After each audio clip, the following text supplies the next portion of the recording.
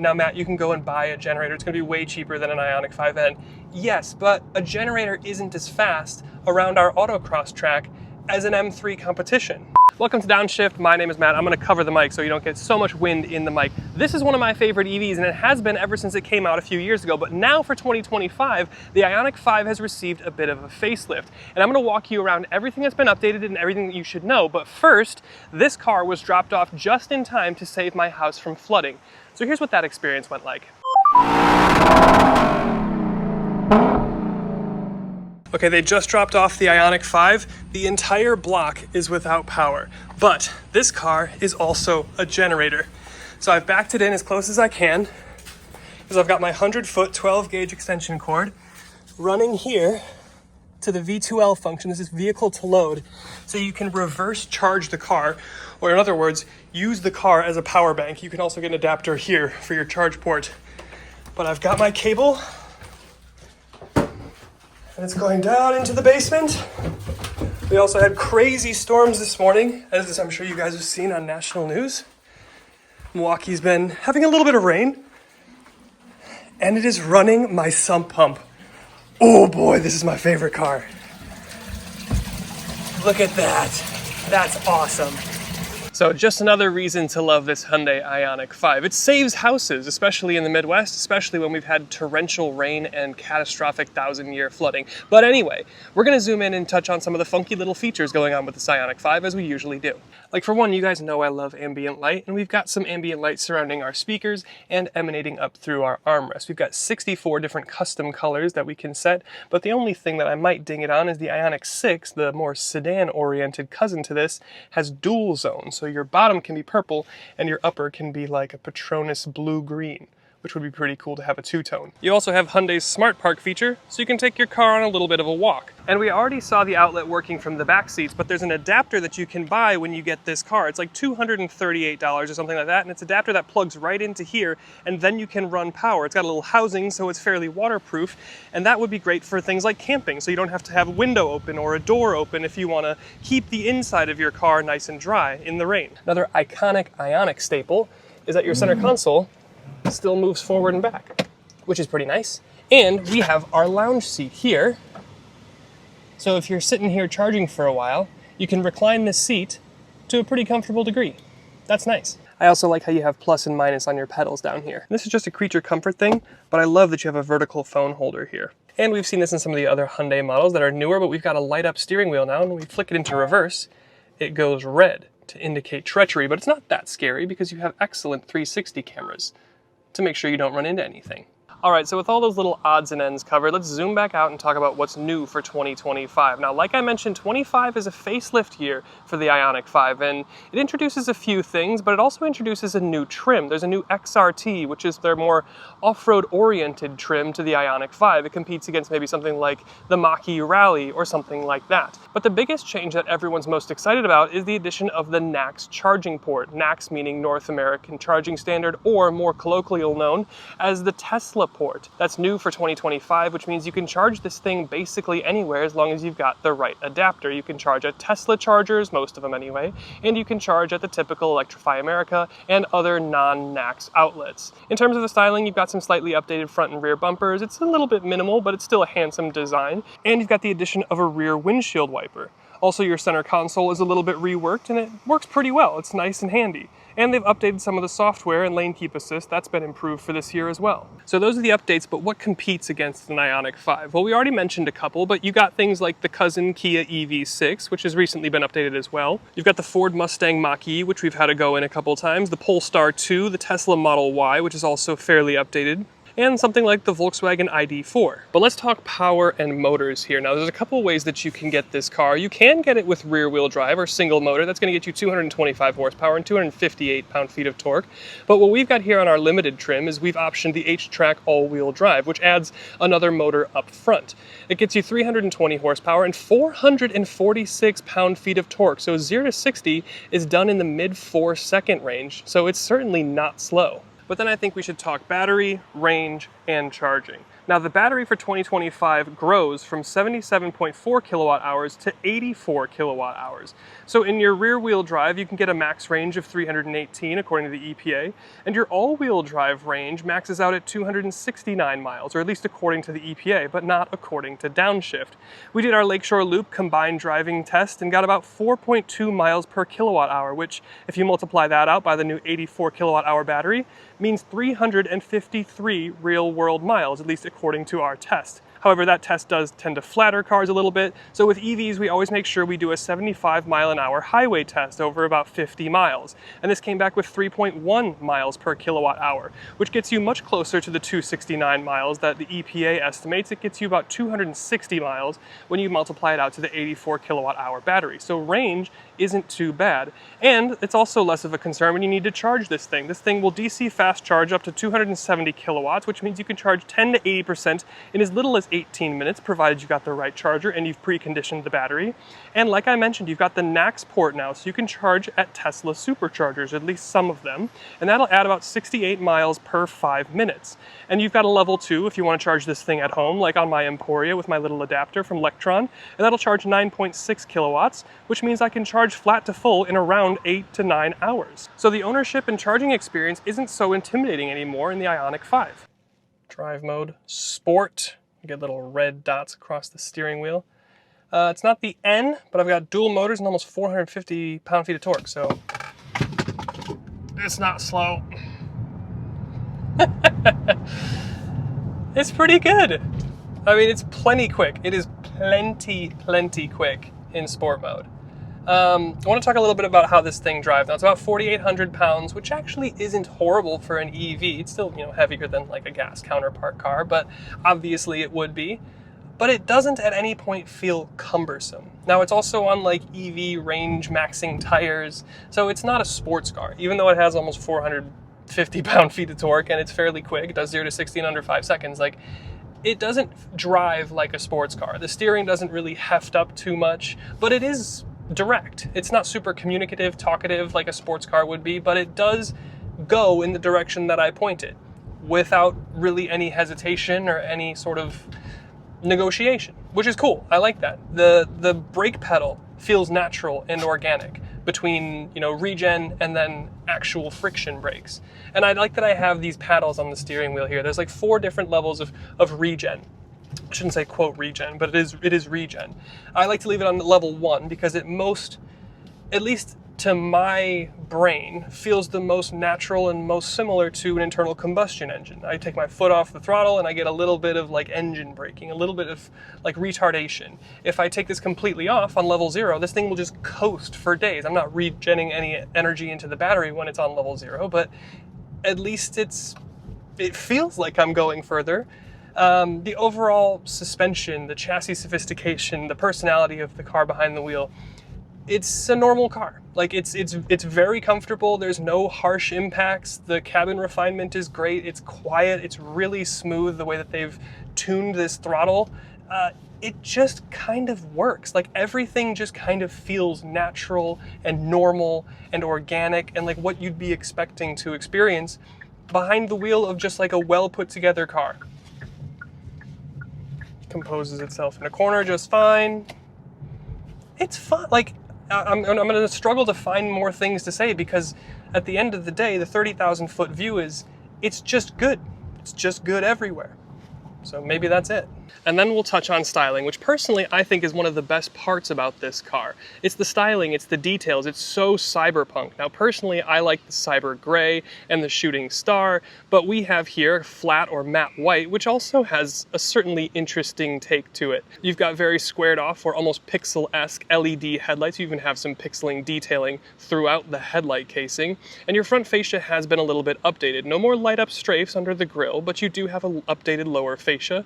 And around the side, you do have 20-inch wheels. They're aero specific on our tester here, and they look pretty good, but they'll never beat the initial year's limited trim wheel that I really, really love. But zooming out, the profile is the same as it's always been. It's kind of hatch looking, but Hyundai classifies it as an SUV, and there's some interesting body lines going on. And then around back, your charging panel is on your rear passenger side, as we've seen before, and it's a familiar rear design, although the lower bumper has maybe been a little bit reworked. Now, personally, I think this Ioniq 5 is probably the most handsome EV in this class. So leave it down in the comments what you like the look of more. This, the EV6, the Mach-E, or maybe even an ID4 or something like that. But then as we start to talk about cargo capacity, now you do technically have a little bit of a frunk here. It says EV on the hood here because a lot of times you open the hood and it'll say like V6 or i4 or V8.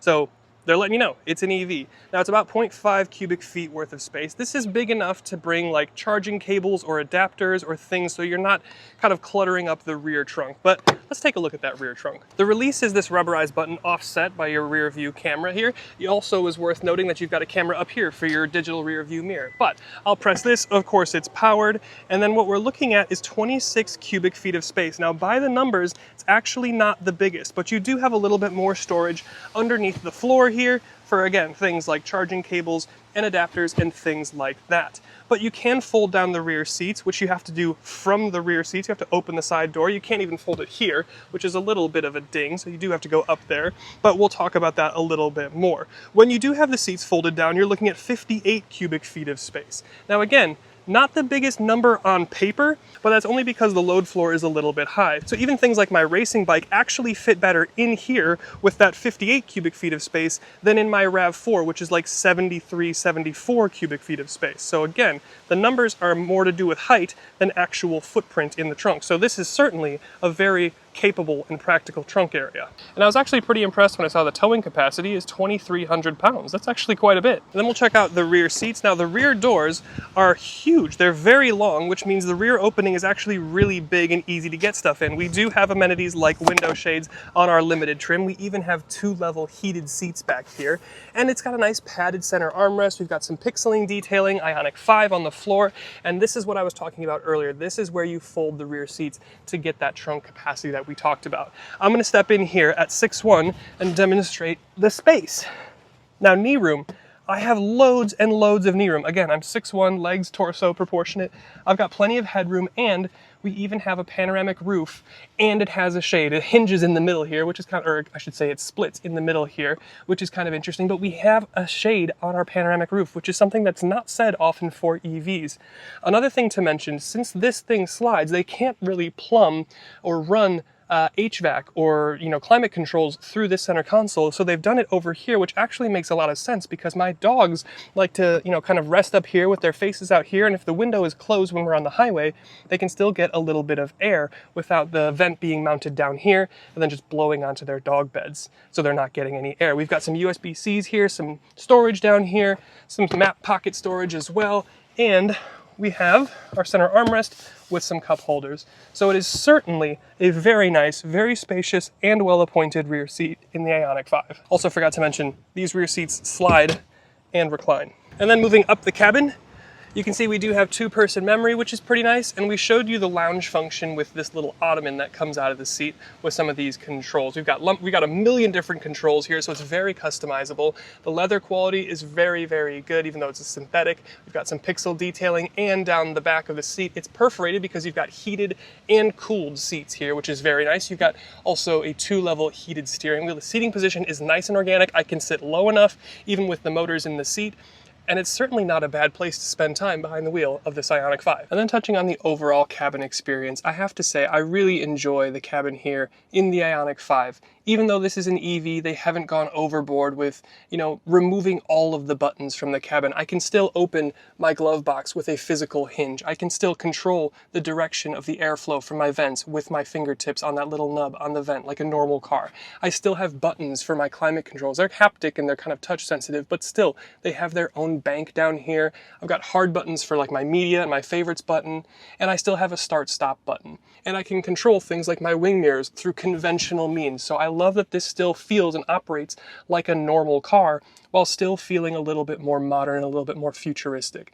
The fit and finish is pretty good. Nothing has squeaked, nothing has rattled. The materials feel pretty quality. There's plenty of storage, and it just feels like a nice cabin. And then we'll zoom in on the technology. Now we do have a head-up display. It gives me plenty of information, especially when I'm using my HTRAC system, which is new and has been updated. You've got your eyeball watcher here, and it'll even do auto lane changes when I press this turn signal here. It does want you to keep your hand on the steering wheel, so it's not like a hands-off experience, but it is a step in that direction. Also, shout out to the blind spot cameras, We see these in pretty much all the Hyundais that we test, and I love to see that. But what you have been looking at here is your fully digital instrument cluster. It changes a little bit with your drive modes, the colors, the orientations, and things like that.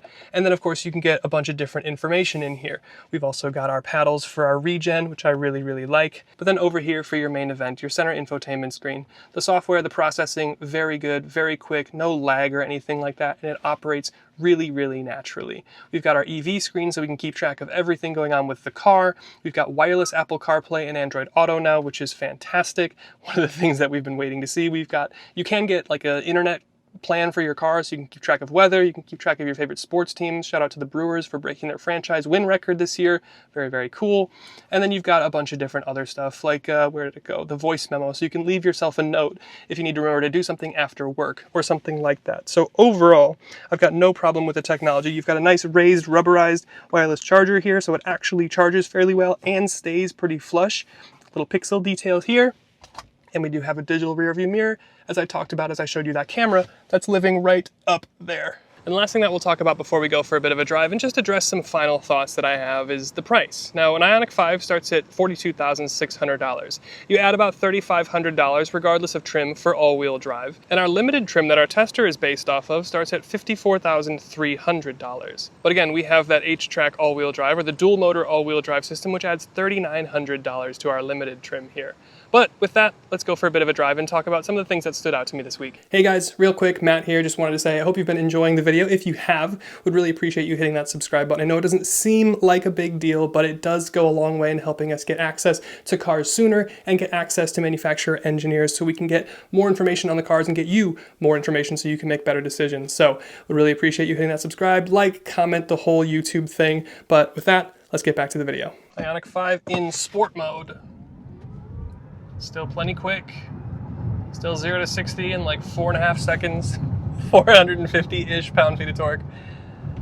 It's certainly as quick as you need it to be. Braking makes sense. Cornering, pretty decent. Pretty decent. Hello, Ford C-Max. I'm going. Respect the Ioniq. Right-hander. Brakes, release brakes. A little bit understeer. Easy power. All right, coming up on a cyclist, so we'll chill it out. I love this car. I've loved this car for years, ever since it came out. I think, here's what I like about it. It looks cool. It looks very futuristic-y, kind of cyberpunk and different. Sometimes, this is what Hyundai does. They go for it every time. Sometimes it works, sometimes it doesn't work as well. This one, it works. The cabin experience. Everything makes sense. This is just a car. It's not a crazy EV where there's no head-up display, there's no gauge cluster, there's just a big center screen. I have everything. I have everything that I would have in a normal car. I have physical buttons for my climate controls. I've got buttons on the steering wheel. I have a physical control to open my glove box. I can physically control my wing mirrors and my seat adjustments. It's great. It's a normal car. I've got loads of storage, the center console thing. Shout out to Hyundai for having amazing center consoles. I really like the one in the Ioniq 5N that we drove last year. And it's a weird thing to compliment and call out in a video, but like, it just works well. I've got loads of storage and more down here. The ride is comfortable. The range is pretty good. The efficiency is pretty good. And now I can charge this thing freaking anywhere. The back seat is huge. The trunk is huge. It's just a good car. Okay, now, there's something that there's some news that I guess I'll break here in this video. So if you're watching this video, you're ahead of the curve. I think having my experience with this car this week and having it dropped off at my house on Tuesday, my power had gone out, my sump pump was like at the brim, and then they dropped off the Ioniq 5. And I could use the V2L feature to power my sump pump and my fridge and basically everything that I need to keep my house intact during torrential rains, during floods. And I think that's the thing that sold it. I always knew that it had that feature, but I didn't get to actually use it until this year. And now it's just like, my wife is totally sold. She went to work the next day and was like selling Ioniq 5s to all of her coworkers, being like, this thing is awesome. It saved our house from flood. I mean, like legitimately, if we hadn't had this thing, this four-wheeled, 450 pound-foot of torque generator, we would have had to pay thousands, if not tens of thousands of dollars to fix our basement. I mean, if you live in the Midwest or anywhere with, you know, not Texas, but like if you have a basement, the risk of water and flooding in your basement is like a horrifying thing that keeps you up at night. So this was such a welcome thing to show up. And this is the news that I'm going to break. It's Monday, August 18th, the day that I'm filming this right now. Later this week, if not later today or tomorrow, I'm probably going to go buy an Ioniq 5N because it did save our house. And I like having that generator capability. Now, Matt, you can go and buy a generator. It's going to be way cheaper than an Ioniq 5N. Yes, but a generator isn't as fast around our autocross track as an M3 competition. So I can have something that's as fast as an M3 competition. I can have the coolest EV on sale because you have the sounds and the shifting, and people have opinions on that, but I think it's cool. If you're gonna have an EV, why not have fun? People have feelings on the sound being pumped in. Sound's pumped in on a BMW XM label, okay? They've been doing it in gas cars too, so why not have some fun in EVs? It's fast, it's a great car, and it's gonna save my house. And then I don't have to buy a generator. I don't have to worry about that. I don't have to have like gas fumes eking back into the house or this super loud thing running all day. I can just plug my car in to my sump pump and save my basement. And I do feel like I'm rambling a little bit, but I just had to sing the praises of this car because it has been so good for so long. It's just a good, normal car that happens to be an EV. And now it's better than ever. With the NACS port, you've got more freedom and flexibility than ever before. The battery is bigger, so you get more range out of each charge. I love this car. I love this car. So thank you to Hyundai for letting us have a go again in your amazing Ioniq 5N. Thank you to you for watching, and leave it down in the comments what you think about me buying an Ioniq 5N. And we'll see you in the next one.